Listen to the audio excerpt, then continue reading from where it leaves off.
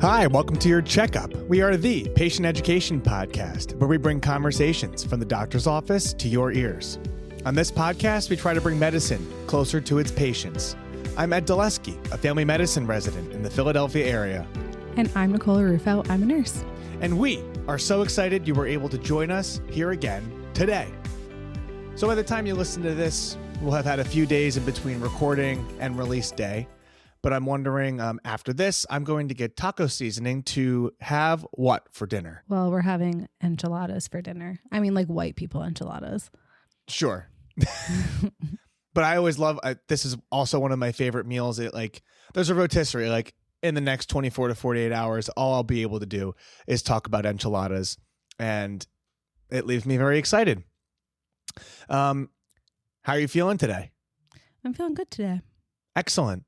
Are you excited to be sitting down and to get talking about, Do I sound excited? You do. You really sound like you're ready to. I'm actually you sprung this on me about 7 minutes ago, so I couldn't think of anything for pre-show banter. Actually, we never talked about how we finished the pit. Oh, we certainly did. We talked on here about watching the pit, though. Is that correct? Yeah. Yeah. Incredibly accurate show.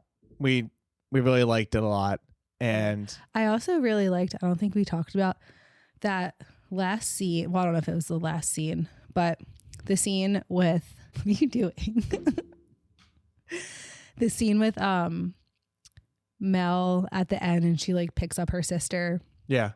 And the sister's like, what are we doing today? It's Friday. And she's like, let's get pizza and then we'll like watch a movie and whatever. And like, I felt like that. I don't think we've talked about this because I felt like that was such a good representation of like what it's like to go to work and like something like awful happens. Obviously, people aren't doing like working during mass casualties all the time. But even if like someone dies and then you like go home and the person you go home to isn't like a medical person, and then, or even if you're at work and like you have to just like put on a happy face, go next door and act like the kid next door isn't like actively dying or something crazy like that. But I thought that was a really good representation of like that when something crazy happens and then like you go home or whatever and you just have to like act like everything's fine. Because even like as the viewer, like you're watching it and you like have all this anxiety of like what just happened. And then she's just like chatting with her sister like, yeah, we're going to like watch a movie because it's Friday and order pizza. Yeah. Don't you think? I do. I think it was a really like subtle. That's a really subtle scene that I feel like you kind of have to live it to know it, and yet very powerful, and for all of the reasons that you described there. We have a benefit with each other. Where like, I don't know, even yesterday I came home and I was talking about that tough like experience I had, and like we serve as a sounding board for each other if that ever comes up. But yeah, that was a really important scene. Maybe, I don't know if it was underappreciated in like the public eye, but with whatever medium we have here, I'm glad you brought it up because that's a good point. You didn't bring that up outside of this. Yeah. But you have to compartmentalize, and I guess that's a coping mechanism for the things you see. Well, yeah, you push your feelings deep down and you never feel them. That's one way to do it. Another might be compartmentalization or processing whatever you see and experience. I mean, you've seen some of the craziest things that a person can see. So, anyway, I thought it was good. That is good. And in other TV viewing experience, we're going to watch The Valley tonight. Oh my God, I'm so excited. Jax is crazy. Yeah, I mean, they've always known this guy is crazy. And then oh my God, wait, so this is going to be for a select audience. However, it's very important. So Kristen was on Watch What Happens Live last night. And do you remember whatever early season of Vanderpump, like this green dress that Kristen wore when her and Sandoval were broken up, and then she went to his apartment to like pick up the cable box, and she had on this like green like going out dress. She was like all dolled up. It was like a whole scene because it was like, I guess like Sandoval and Schwartz maybe like at his apartment, and Kristen just like casually comes over to pick up the cable box and they're like, why is she all dressed up? Like, why did she wear this? And then it became a thing online and it kind of became this like iconic thing in the Bravo world of like Kristen's green dress. Okay. And she was on Watch What Happens Live last night and she like brought the green dress and gave it to Andy and she was like retiring the green dress and now it's in the clubhouse. Oh, no kidding. It's like, so there. iconic. That's awesome. That's so funny. Do you remember that scene? We'll have to do a rewatch if not. We do. I mean, like somehow Summer House is our comfort show. Maybe we just do yearly rewatches of all of these shows. I think we should. Maybe that's what's happening. People say that's a sign of anxiety. Or if you keep rewatching the same show over and over again because you know what's going to happen. I'm seeing similar things that it's like a tool for emotional regulation is what I saw because there's a certain predictability to it that, you know, is comforting. Or it's anxiety. Who knows? Either one. We're both probably working on something with that at some level. Well, all right then. What do you think? Well, all right then. Should we get started? Yeah. Okay. So what are we going to talk about today, Nick? Today we're talking about the full body MRI. What am I trying to say? I guess being like marketed more to the public. Prenuvo is like the big one that's in like a couple of the big cities. I think Ezra is another one. But yeah, we're going to talk about it because it's something that's offered as like a private pay. Do this full body MRI and, you know, find out everything you've ever wanted to know about your body. Exactly. And I think more so it's in the zeitgeist as a form of like rapidly spreading social media news. So that's what you can expect out of this episode today. Maybe not so much of a straightforward educational one, but maybe more our interpretation of this is like a quasi pop culture thing that's happening. Yeah, it's very topical. Say very topical, if you will. So, I mean, you described it here, like people are getting these full body MRIs, like, and this is nothing short of like head to toe. You are going in an MRI, which stands for magnetic resonance imaging. It tends to be like a really expensive imaging study, but there's no radiation, which is a pro. But, you know, usually it's used for very specific purposes as a part of diagnostic workups. But it seems like now, when you proposed that we do this episode, that there's more out there. There's more to these that's coming out. Yeah. I mean, I brought it up because I think that people should know, I don't know, I guess like the pros and cons of like all of it and like maybe like what it could lead to, why it's not something that's usually recommended. And mainly because like a lot of influencers are doing brand partnerships with these companies specifically. And it's like, okay, you're, you know, on a reality TV show or you do makeup on the internet. And like, those are all great things, but then they're going to get these full body MRIs because they were offered it for free or got paid to do it. And then they're out here kind of like talking as if this is the gold standard for like preventative health and how everyone should do it. And you should do it once a year. And like, it can find X, Y, and Z. And like, I feel like they're talking as if it's better than it is, and how, I don't know, like what they're saying is just, I feel like there's a word. It's like short-sighted, poorly contextualized. Yeah.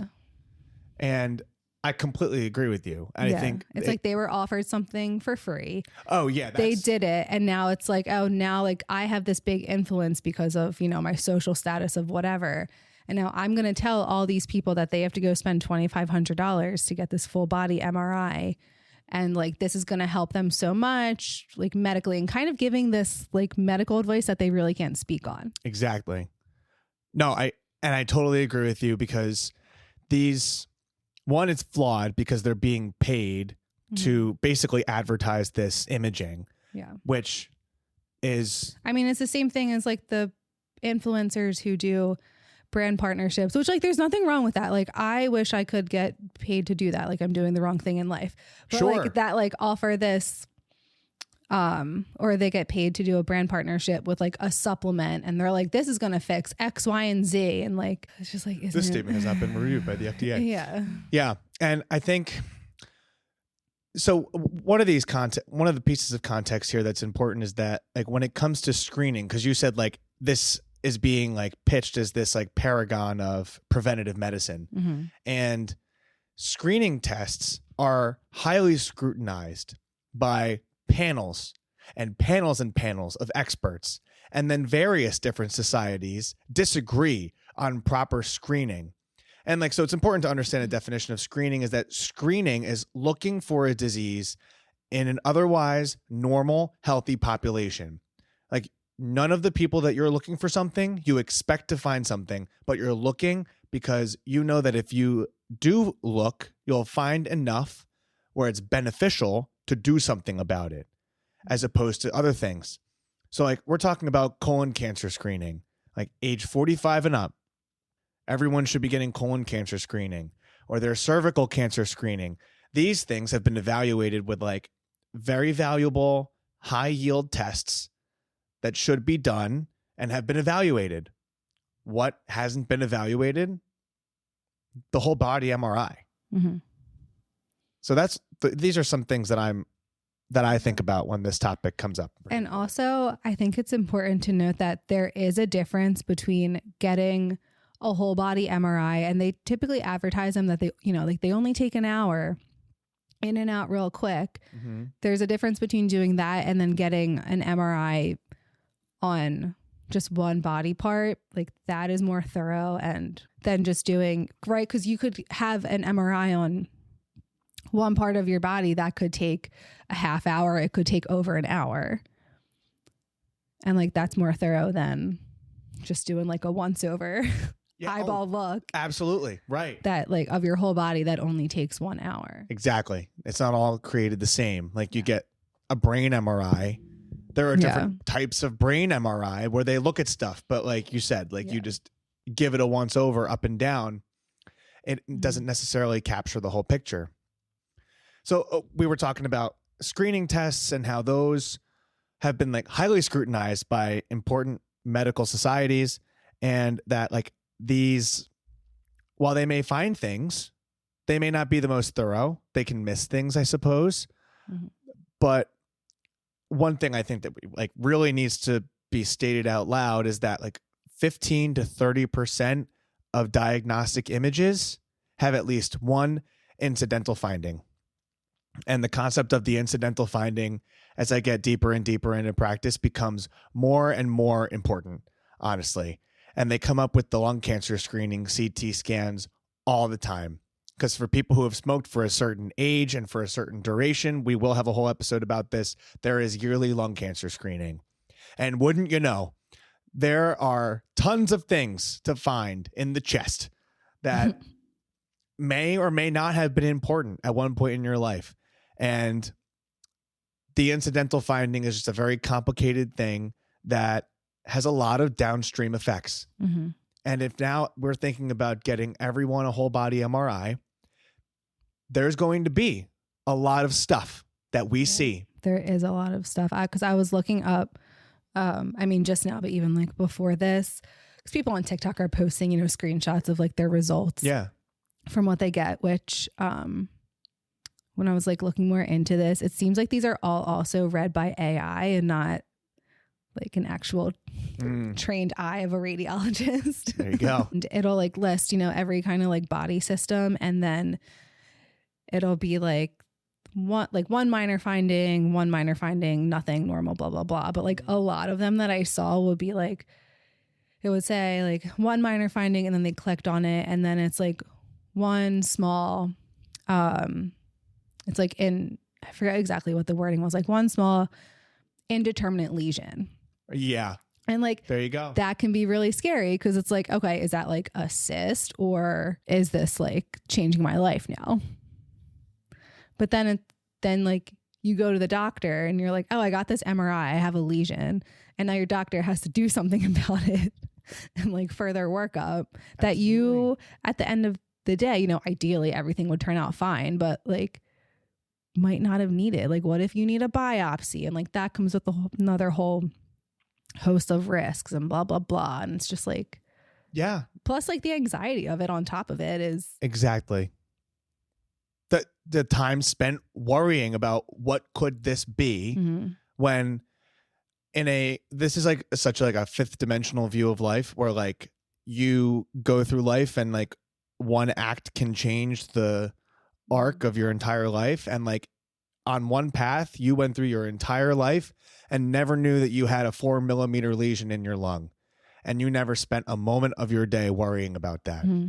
And there is another path where you had a CT scan of your chest or you had a whole body MRI and you know that there's a 4 millimeter lesion on your lung and you are left laying sleepless at night wondering. Yeah, it can really change the way like a healthy person like thinks about their health. Yeah, like you go from being a healthy person to now a patient with a lesion overnight in one moment. And I think the complicated thing here is that there will be things found.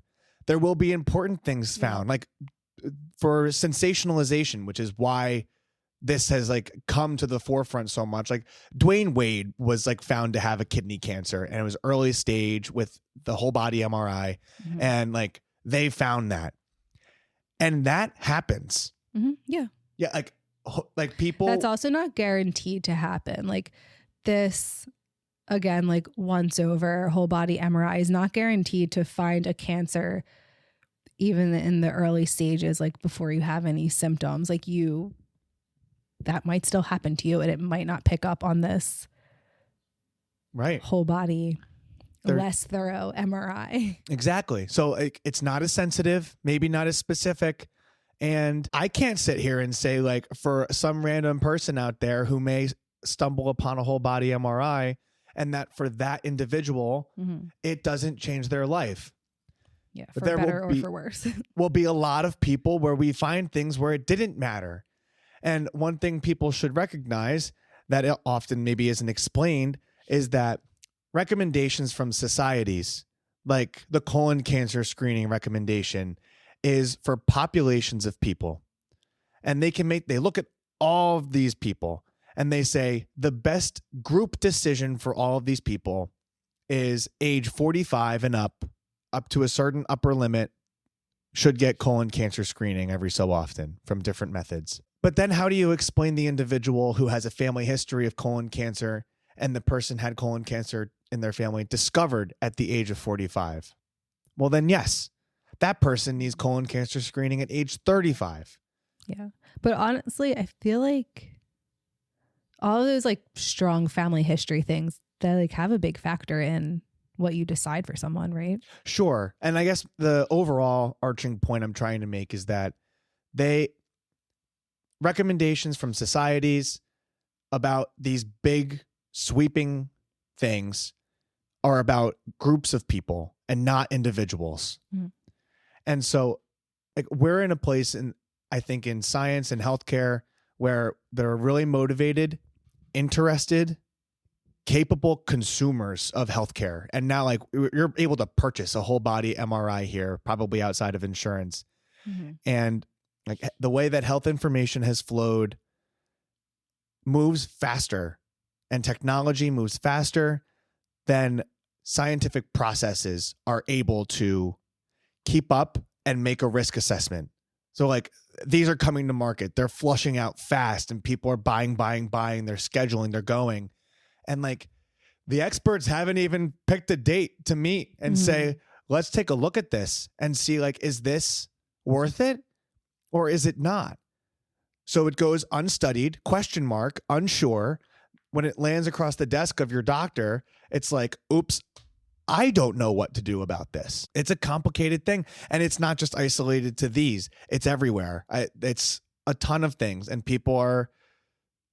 information is traveling so quickly that like it highlights the factor that like a lot of this is a partnership in someone's health. There's like the hierarchy of information has flattened incredibly and maybe dangerously because there's context to all of this. Like we're taking what may be a 40-minute podcast to dive into the complexities of all of this.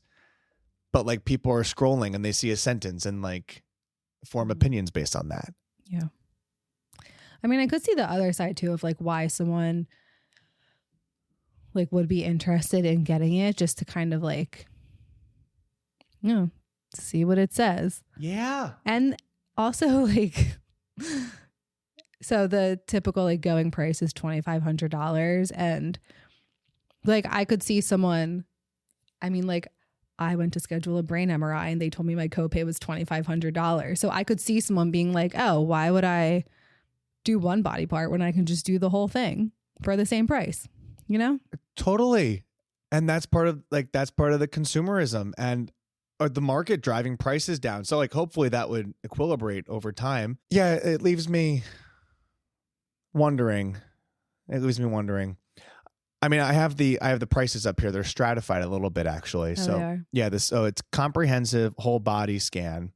They say the scan time is 45 minutes. Oh, even less than I thought. $2,499 for US dollars. They are claiming that it's a comprehensive imaging based health assessment that includes an evaluation of major organs and spine for cancer, aneurysms, and disease. And it does not include arms or feet. This also includes an enhanced screening with a whole body scan. This scan time is 60 minutes. This is only completed in a couple cities, and it's $4,000 to round up by $1. And it says our most advanced multimodality screening includes our comprehensive whole body scan, lab testing for critical biomarkers, an advanced brain health assessment, and our FDA cleared body composition analysis. Woof. Don't even get me started about the like 500 biomarker labs. Oh my God. Of things that also won't be relevant most likely in your life. Then there's a head and torso one, $1,800, 45 minutes. You can imagine what that's scanning. And torso for $1,000. A quick scan designed for those concerned about catching cancer early in the torso. God. Stop. They're to like identify early solid tumors. This is emotional like marketing too. That is awful. That's awful. They're like exploiting people to be like, we're going to catch cancer early when that's icky. Yeah. I don't like that. I don't like that at all. Right. Because they're exploiting people's emotions and fears of the unknown to push their product. And at the same time, in 10, 15 years from now, is the USPSTF going to say, grade A recommendation, 30 years old, whole body MRI? I don't know. Maybe. Yeah. Probably not. I don't know. That's a lot of empty promises they have going on over there. I also think so. So like with this technology being so new and having not been able to be reasonably assessed, like all of this is subject to conjecture, and it's an access issue as well. Like we have another thing dividing the haves and have-nots for someone to be able to detect something, perhaps. Yeah. I mean, you don't have to go to the doctor, get a script. You don't have to have insurance. Or like, God forbid, you couldn't even afford this to be able to do this, let alone yearly. So then that creates an increased disparity, where then I could totally see studies coming out later saying like people with a higher socioeconomic status and higher resources are maybe or maybe not experiencing benefit from this because they're able to access it and get early detection, or they have like problems because of overdiagnosis. And yeah, like if you're a celebrity, even if you're, like a C-list celebrity and you get this and you find something, but you have connections with all the right people and the right doctors and whatever, and like you do X, Y, and Z, and maybe one incidental finding, maybe that leads to something, a specialist appointment that you waited like 3 months for, 6 months for, and then like another imaging study after that to maybe have a deep needle stuck in you somewhere. Yeah. I mean, and also, like your average person doesn't really have, just think about like the number of people who don't even have a primary care doctor. Yep. Like they get this information. Maybe there is something that's found on it, but like, or even just people who don't know how to like navigate the healthcare system in this wonderful country that we live in. Right. Like if they get this, then what if they're like, oh, I don't know what to do with this. Right. Oh, my aorta's dilated. Yeah. A significant amount. Let me just hang out with that. Like, are they liable? That's what I don't like. for discovering something Yeah, like because this. it's not like if you get imaging, those results are sent to the physician who ordered it. So like what happens with like, you know? What happens to these? Like who's liable if like I'm sure you signed something that like says they're not. Definitely. It's like totally in the weeds and they're like, we're not liable for any findings. Like we're not liable for our computer reading this and giving you whatever answers it spits out. You decided to get this outside of like your relationship with the doctor, blah, blah, blah. It's just very complicated. And like, you can tell we're back and forth because like, there's a lot of issues with it, but like there's a lot of area for study to be had, right? Like we can't tell if someone who actually does have access to this, is this going to be better for them? Is it going to be worse for them? Individuals will vary. Population wise, I don't know. Yeah. Do you? I don't. I guess I just wish, I guess I find it the key piece you said in the beginning. I find the like influencer, emotional marketing, personal experience type stuff frustrating. Yeah. And it's not even like, it's just the fact that they're speaking again, like this is the gold standard and like this is what everyone needs to be doing. And like they have no like background or anything. They have like don't have a leg to stand on for any kind of these medical recommendations that they're making. Right. That's like the frustrating part. Yeah. That might be top of the list. And the second thing on the list is this, if you're concerned about cancer early in the torso, we'll look for solid tumors for you. Oh my God. Well, thank you for coming back to another episode of Your Checkup. Hopefully you were able to learn something for yourself, a loved one, or a neighbor. And please, if you found this interesting or you found any of our other episodes interesting, do two things. If you could send this to a loved one or a neighbor and go to the bottom of our show notes where you found our episode and go looking for our email list and you can sign up. You'll get email notifications that episodes came out, but you will also, as we expand our written materials available, be subject to newsletters. God bless you. Subject to newsletters. When we have blog posts on Substack, you'll be notified that way, and you'll get the notification that new episodes came out. Hopefully you learned something today. God bless you. Thank you. But most importantly, stay healthy, my friends. Until next time, I'm Ed Delesky. I'm Nicole Aruffo. Thank you and goodbye. Bye. This information may provide a brief overview of diagnosis, treatment, and medications. It's not exhaustive and is a tool to help you understand potential options about your health. It doesn't cover all details about conditions, treatments, or medications for a specific person. This is not medical advice or an attempt to substitute medical advice. You should contact a healthcare provider for personalized guidance based on your unique circumstances. We explicitly disclaim any liability relating to the information given or its use. This content doesn't endorse any treatments or medications for a specific patient. Always talk to your healthcare provider for complete information tailored to you. In short, I'm not your doctor. I am not your nurse. And make sure you go get your own checkup with your own personal doctor.